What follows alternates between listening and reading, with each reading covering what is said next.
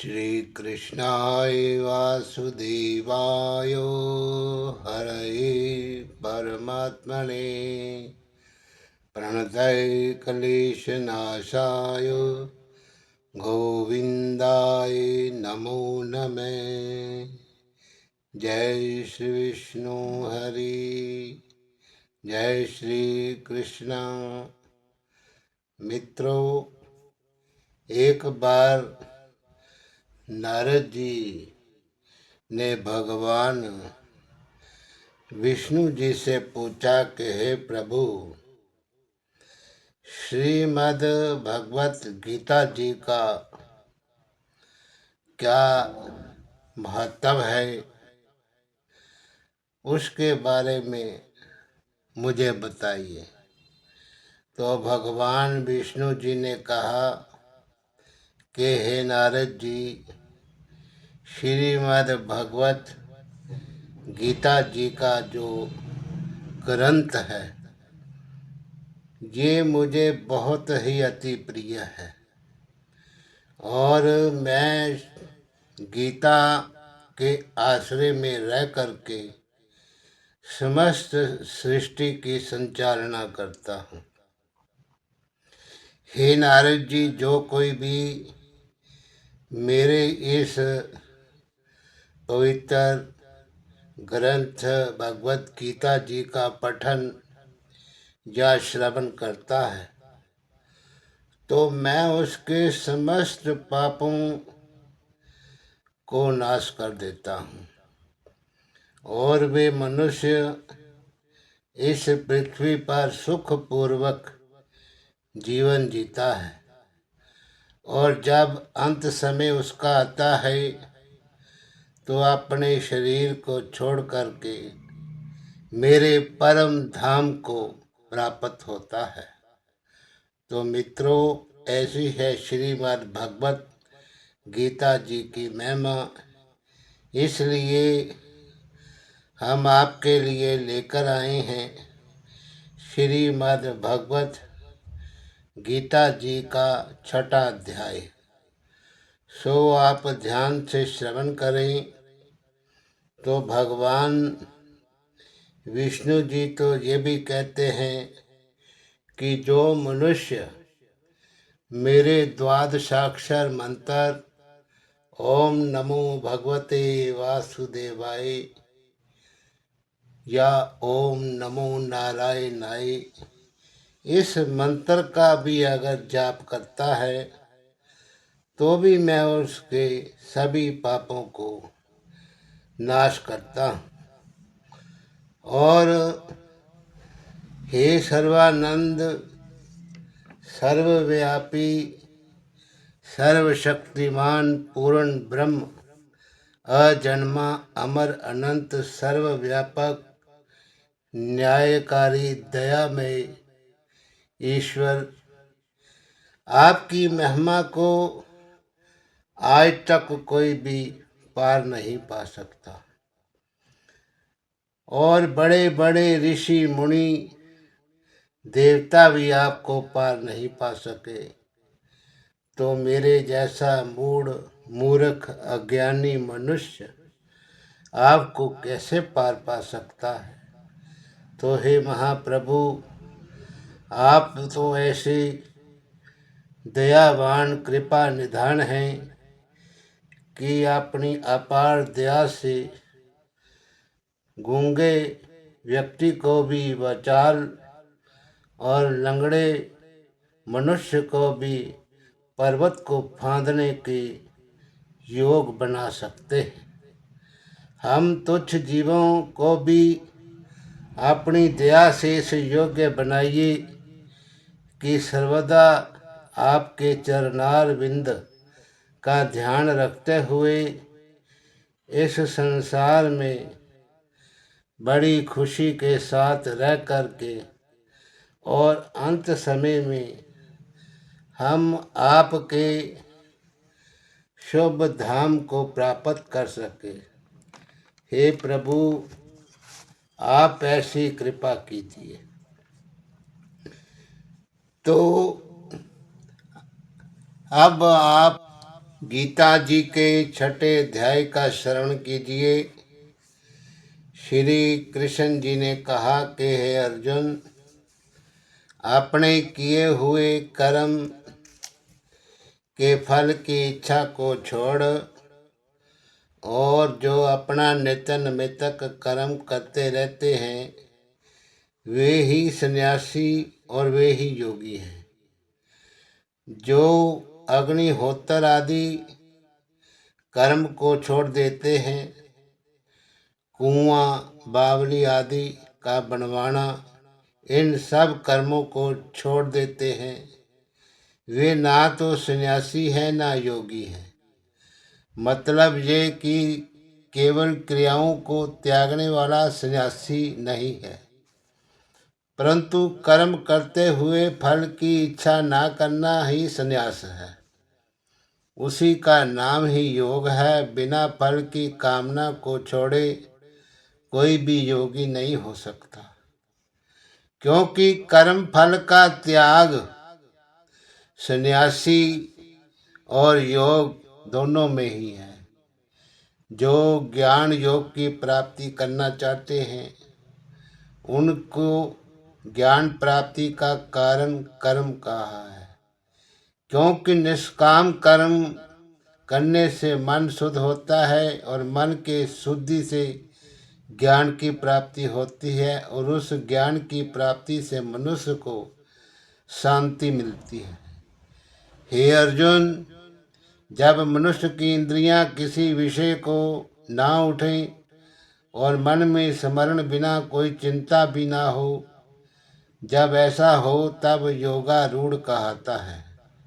इसलिए समझदार मनुष्य अपनी आत्मा का संसार में आप ही उद्धार करके उसकी अधोगति ना करें, क्योंकि कामना से रहित जो आत्मा है वे मित्र के समान उपकारी है। जिसने मुझको विसार करके अपनी आत्मा को विषयों में लगाया है वे अपना शत्रु है। हे अर्जुन, जिसने अपनी आत्मा से आत्मा को जीत लिया है वही आत्मा उसका बंधु है, और जो आत्मा को नहीं जीतता है उसकी आत्मा ही उसका शत्रु है। जिसने अपना मन अपने वशीभूत कर लिया, सर्दी गर्मी सुख दुख मान अपमान में वे सदा शांत रहता है, उसके हृदय में ही परमात्मा स्थित है। शास्त्र अथवा गुरु के सदुपदेश से उत्पन्न जो ज्ञान और अनुभव सिद्ध हो, विद्वान इनसे संतुष्ट हैं। जिनकी आत्मा और जिनका मन भी चलायमान नहीं होता और इन्हीं कारणों से जिनकी इंद्रियां वशीभूत हो गई हैं और वे कंचन मिट्टी पत्थर को एक समझते हैं, ऐसे ही योगी योगारूढ़ होते हैं। हे अर्जुन, जो मित्र शत्रु बंधु वर्ग साधु और पापाचारियों को समान दृष्टि से रखता है वे योगियों से भी बढ़कर, हे अर्जुन, योगी को उचित है कि सदा एकांत में रहे, किसी को संग में न रखे, अपने मन और आत्मा को बस में रखे, किसी बात की आशा न रखे, ना किसी वस्तु का संग्रह करे। इस प्रकार लगातार अपनी आत्मा को परमात्मा में लगाए रहे। हे अर्जुन, योग साधन के लिए सुंदर पवित्र भूमि में, जो कि ना बहुत ऊंची हो ना नीची, उस पर कुशा का आसन बिछाकर उस पर मृगछाला बिछा के ऊपर बिस्तर वस्त्र बिछा करके निश्चिंत मन होकर के बैठे। मन को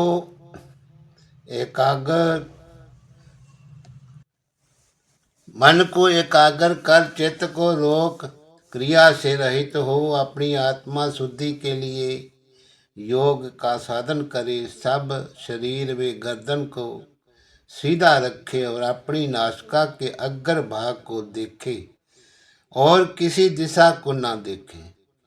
मन को शांत कर निर्भय हो, ब्रह्मचर्य व्रत में स्थिर रहे। मुझ में मन लगा, मन को रोक करके योग का साधन करे। मन को वश में रखने वाला जो योगी इस प्रकार से सदा अपनी आत्मा को योग में तत्पर करेगा, वे परम शांति अर्थात निर्वाण पद को प्राप्त होगा। हे अर्जुन, अधिक भोजन करने वाले को और निराहार रहने वाले को अधिक सोने वाले को योग प्राप्त नहीं होता। जो मनुष्य युक्त आहार विहार करता है, कर्म भी युक्ति पूर्वक करता है और नियम से सोता जागता है, उसका योग दुखों को दूर करने वाला है। मतलब ये है कि योगी को उचित है कि आहार विहार आदि परिमित और नियमानुसार करे। जो मनुष्य अपनी आत्मा में ही मन की वृत्तियों को रोक लेता है और संपूर्ण कामनाओं को छोड़ करके निष्क्रिय हो जाता है, तभी वे पुरुष सिद्ध कहलाता है। जैसे जिस स्थान में पवन नहीं चलती वहाँ दीपक की ज्योति नहीं हिलती, ऐसे ही जो अपना मन एकाग्र करके एकांत में बैठकर योगाभ्यास में मन लगाता है, उसका मन दीपक की भांति चलायमान नहीं होता। जिस अवस्था में योगाभ्यास से अपने मन की वृत्तियों को रुकने पर जहाँ विश्राम लेता है, बुद्धि द्वारा आत्म स्वरूप को देखता है और अपनी आत्मा में ही प्रसन्न होता है। हे अर्जुन, जिस अवस्था विशेष में योगी जन किसी ऐसे अत्यंत सुख का अनुभव करते हैं कि जो इंद्रियों के विषय से दूर हैं और केवल बुद्धि द्वारा ही जाना जाता है, इसी से उस सुख में स्थित योगी आत्म स्वरूप से चलायमान नहीं होता है। हे अर्जुन, जो आत्म स्वरूपी इस सुख को पाकर इससे अधिक और किसी लाभ को नहीं मानते हैं, वे उस सुख में स्थित होकर बड़े बड़े शीत गर्मी आदि के सुख दुख हैं उनमें भी विचलित नहीं होते हैं। जिस अवस्था में दुख का लेश मात्र भय भी नहीं रहता, उस अवस्था को योगावस्था जानूं। इससे स्थिर मन होकर यत्न पूर्वक योगाभ्यास करना चाहिए और संकल्प से उत्पन्न होने वाली और योग में बाधा डालने वाली अनेक प्रकार की कामनाओं को त्याग कर और इंद्रियों को मन के संपूर्ण वेग से रोककर योगाभ्यास करें। वश में हुई बुद्धि से शनै शनै मन को आत्मा में निश्चल करे और किसी बात का चिंतन न करे। मन बड़ा चंचल है, किसी जगह जल्दी स्थिर नहीं। इससे जहाँ जहाँ मन जाए वहाँ से इसे रोककर आत्मा में स्थिर करे। हे अर्जुन, ऊपर लिखी रीति के अनुसार शांत मन होने से संपूर्ण विकार खुद ही भाग जाते हैं।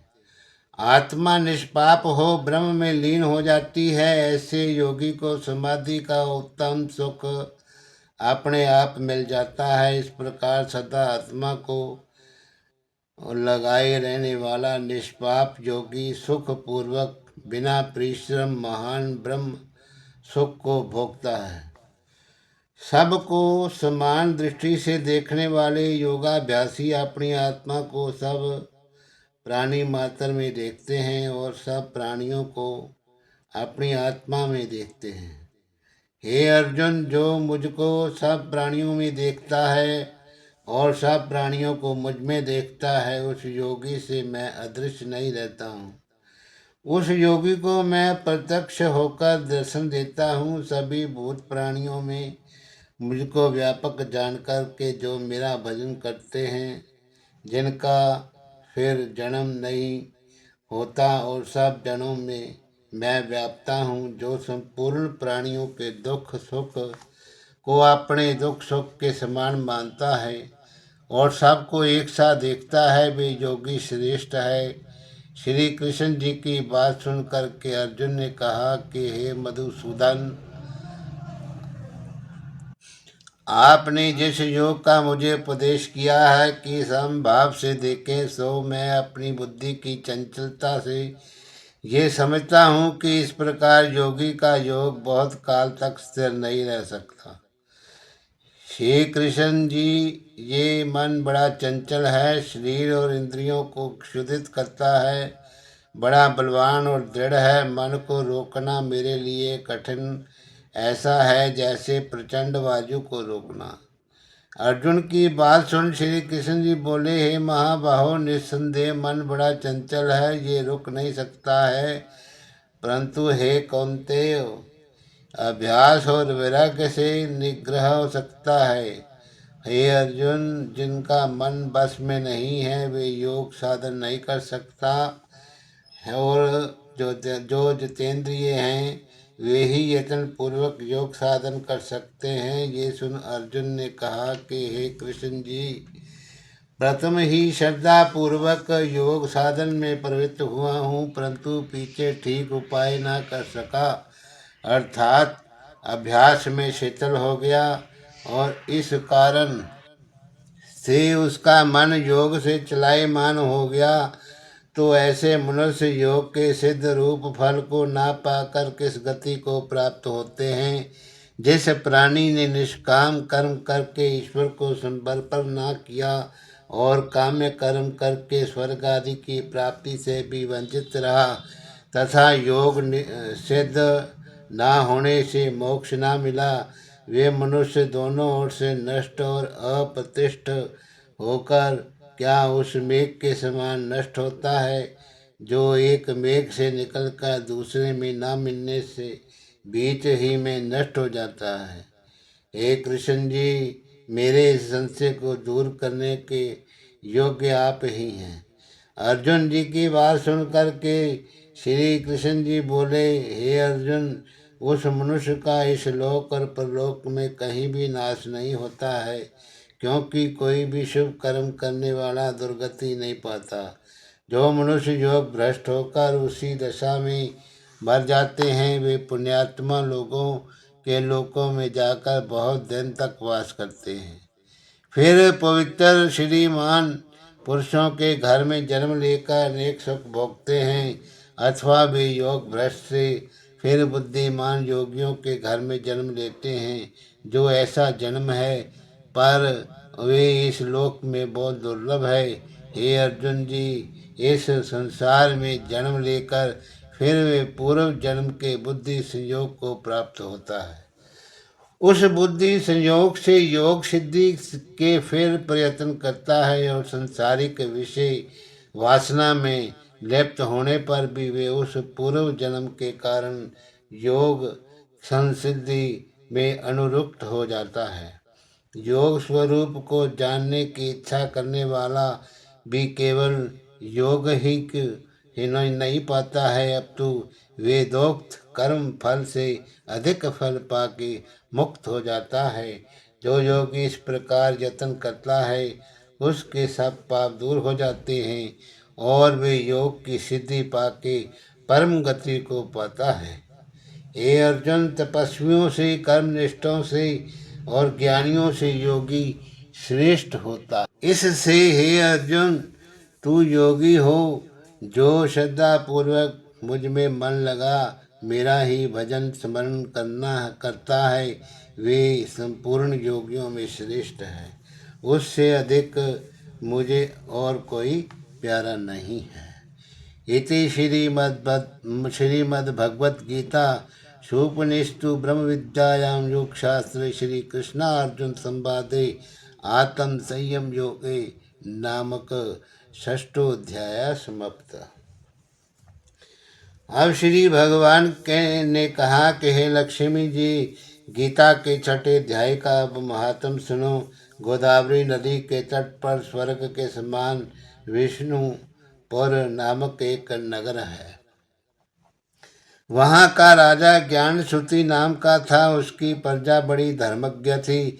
लोग राजा की स्तुति करते थे। एक दिन राजा ज्ञान श्रुति अपने महल के ऊपर बैठा था उसी समय आकाश मार्ग से उड़ता हुआ हंसों का एक झुंड आ गया और महल के ऊपर बैठकर विश्राम करने लगा। बैठते ही उनमें से एक हंस वहां से बड़े वेग से उड़ा।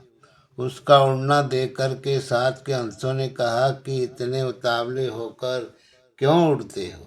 वे हंस लौटकर हंसों से बोला कि इधर देखो, ये कैसा प्रतापवान राजा बैठा है।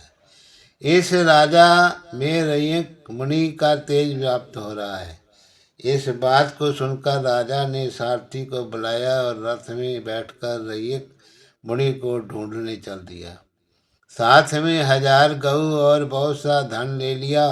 सारथी राजा की आज्ञा से रथ को हाँककर अनेक तीर्थों में रैयक मुनि को ढूंढता हुआ चला, परंतु राजा के प्रताप से रथ कहीं नहीं रुका।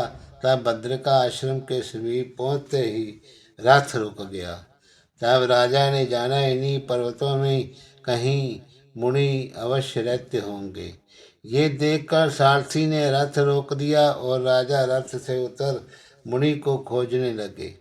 उसके आगे जाकर एक जगह देखा कि एक तपेश्वरी बैठा है। उसके चारों ओर प्रकाश की किरणें फैली हुई हैं। तो राजा ने समझ लिया कि ये यही रैयक मुनि हैं। फिर 1000 गऊ समेत रैयक मुनि के पास पहुंचा और संपूर्ण सामग्री सामने रखकर दंडवत प्रणाम किया। मुनि जी राजा के ऊपर क्रोधित होकर बोले, सब माया का विस्तार हमारे सामने से उठा ले जाओ। राजा बहुत भय मानकर विनय पूर्वक बोला, हे मुनीश्वर, आपको ये अद्भुत तेज कहाँ से प्राप्त हुआ है, सो कृपा करके वर्णन कीजिए। रैयक मुनि ने कहा कि हे राजा, ये गीता जी की महिमा है। मैं गीता के 6ठे अध्याय का हर रोज पाठ करता हूँ। इसी से देवताओं की दुस्सह तेज राशि को मैंने पाया है और तू गीता के अभ्यास से रहित है। राजा ने भी मुनि से गीता के 6ठे अध्याय के महात्म को जाना और उसका पाठ करके मुक्त हो गया। तो नारायण जी कहने लगे, हे लक्ष्मी जी, जो मनुष्य इस 6ठे अध्याय का नित्य पाठ करते हैं वे निस्संदेह ही विष्णु लोक को जा करके प्राप्त होते हैं।